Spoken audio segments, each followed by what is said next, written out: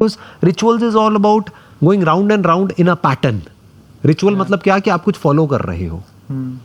इसमें कुछ फॉलो तो करना ही नहीं है, ना खुद कुछ करना है ना किसी और को फॉलो करना है. ओके. उसके पीछे रीजन भी बता देता हूँ क्या है. अगर आपको यहां से कहीं और जाना हो तो उसका एक प्रोसेस हो सकता है.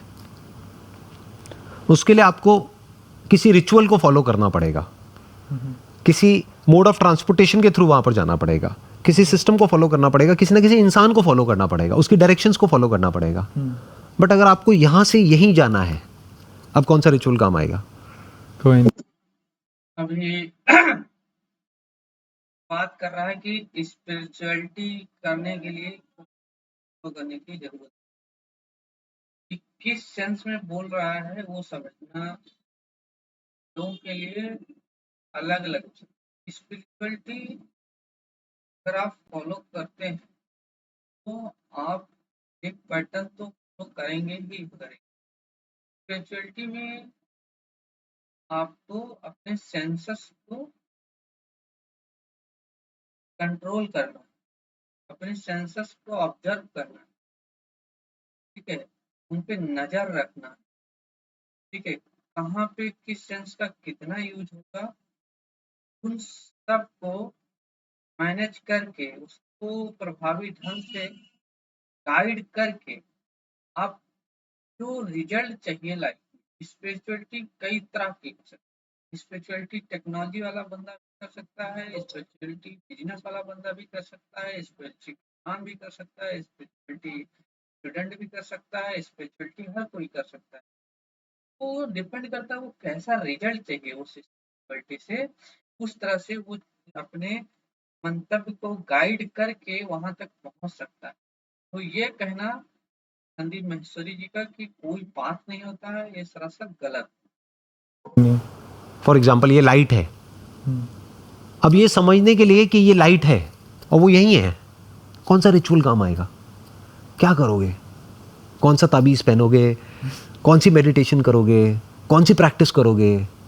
कौन ये समझने के लिए एग्जांपल दिया लाइट का, लाइट को कैसे समझ, कौन सा रिचुअल.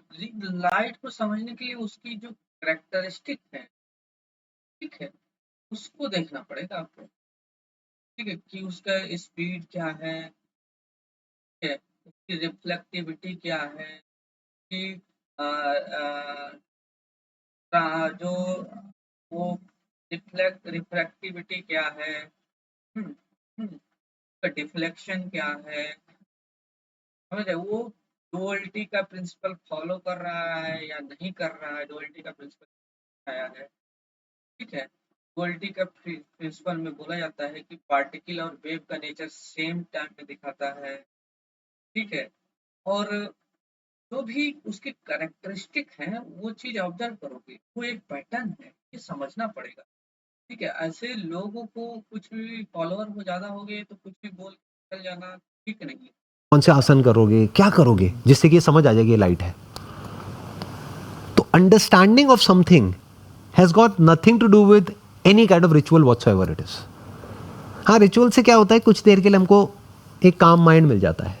जैसे आपका माइंड बहुत ज्यादा रेस्टलेस है, योगा कर लो, प्राणायाम कर लो. रिचुअल कॉमन मैन के लिए नहीं होता. रिचुअल मास को एक पैटर्न में लाने के लिए किया जाता है. ये बताना है कोई नथिंग टू डू मतलब नहीं है, मतलब रिचुअल का ये बता रहे हैं इनके हिसाब से कि कोई यूज नहीं होता, लेकिन रिचुअल का यूज होता है क्योंकि जो सेल्फ गाइडेड आदमी है, स्पिरिचुअल आदमी जिनके सेंसेस में अपना कंट्रोल है, जिन्होंने सारी अंडरस्टैंडिंग अच्छी है, तो हाई लेवल पे पहुंचा हुआ आदमी है, उस रिचुअल की जरूरत नहीं है, मैं मानता हूँ.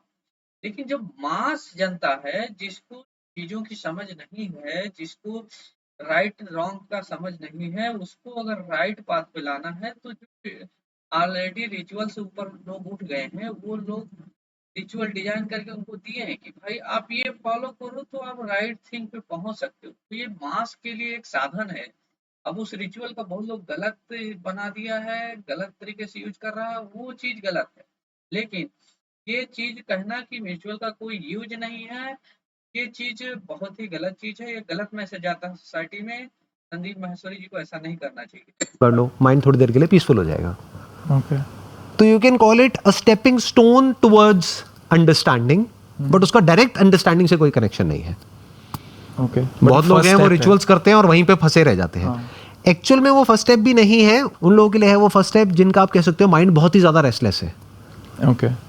तो उनको थकाना पड़ेगा कुछ करके. हम्म. जैसे अगर आप पार्क में जॉगिंग करते रहो 2 घंटे तक, तो क्या होगा उसके बाद में? माइंड ब्लैंक हो जाएगा, थक जाओगे पूरी तरह से, तो आप बैठ जाओगे. तो उस वक्त there is a possibility. Ritual का मतलब थकाना नहीं था, रिचुअल का मतलब उनको पैटर्न में डालना होता है जिसके थ्रू धीरे धीरे उनकी आदत पड़ेगी और वो उस तरफ बढ़ेंगे. तो जिसने ने डिजाइन करके दिया है वो इनलाइट हो गया है या स्पिरिट प्राप्त कर लिया है, ने एक रिचुअल डिजाइन करके दिया है मास के लिए, क्योंकि वो सबको तो नहीं बता सकता जाके. जैसे बुद्ध ने अपना एक धम्मा दिया, ठीक है, वो उसमें एक पैटर्न दिया, तरह से रिचुअल दिया कि आप ऐसे ऐसे करके आप इनलाइट हो सकते हैं या आप बोधिसत्व को प्राप्त कर सकते हैं. तो वो रिचुअल है, वो मास के लिए, वो यूजलेस नहीं है. That is not useless, you have to think about this. ठीक है, तो ये चीज समझना होगा. ठीक है, तो रिचुअल का भी अपना इम्पोर्टेंस है, वो केवल बेसलेस नहीं है. कि आपका माइंड रिलैक्स है, अब आप शायद समझ सकते हो, बट जरूरी नहीं है थक करके ही आदमी समझ पाए. जिसको समझना है वो बिना थके भी समझ सकता है. आप समझ गए रिचुअल का मतलब? कि ऐसा नहीं है आप 2 घंटे भागोगे उसके बाद ही आपको समझ आएगा, या उसके बाद ही आपका माइंड रिलैक्स होगा. जिसके अंदर इंटरेस्ट होता है उसको इंस्टेंटली समझ आ जाता है. ओके. जैसे आपको कोई सब्जेक्ट समझना है अपने कॉलेज में, तो उसके लिए क्या करना पड़ेगा? भागना पड़ेगा पार्क में जाकर के, कोई रिचुअल फॉलो करना पड़ेगा, कोई एक्सरसाइज करनी पड़ेगी, क्या करना पड़ेगा? उस सब्जेक्ट में इंटरेस्ट होना चाहिए ना. तो जिसका इंटरेस्ट है इस टॉपिक में, जो इसकी सिग्निफिकेंस को देख पा रहा है. इस टॉपिक नहीं, रिचुअल किसी भी चीजों के लिए बोला जा सकता है. आप किसी ऑफिस में काम कर सकते हैं, वहां पे कोई काम करने का एक सेट पैटर्न है, ठीक है, सेट पैटर्न है. मतलब कोई अप्रूवल लेना है मान लिया ऑफिस में, तो उसका एक पैटर्न है, नोट इनिशिएट करिए, खुद साइन करिए, मैनेजर से साइन कराइए, फिर बॉस को साइन. ये एक पैटर्न है, इसको एक रिचुअल ऑफिस डेकोरम में बोल सकते हैं. तो हर चीज का, हर एक्टिविटी का एक पैटर्न होता है, एक सेट ऑफ प्रोसीजर होता है, जिसको रिचुअल बोल सकते हैं. अगर वो रिलीजन के टर्म में आता है तो उसको रिचुअल बोलते हैं. तो केवल इस टर्म में बोलना ये ठीक नहीं. उसको कुछ करने की जरूरत नहीं है, वो सुनेगा और उसको समझ आ जाएगा with in the fraction of a second. यहीं अभी की अभी सब समझ आ जाएगा, क्योंकि आप कहाँ हो? यहीं हो.